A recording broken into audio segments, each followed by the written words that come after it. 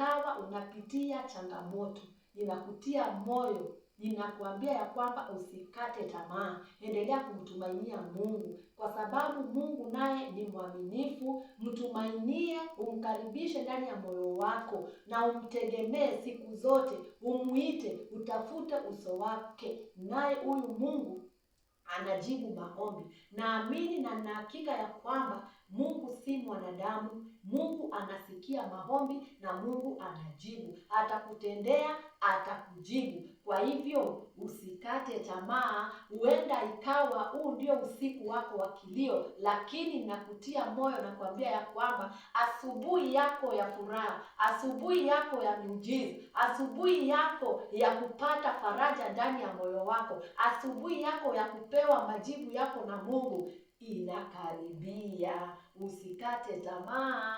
Asante kwa kunisikiliza, na ubarikiwe na ubarikiwe. Shalom.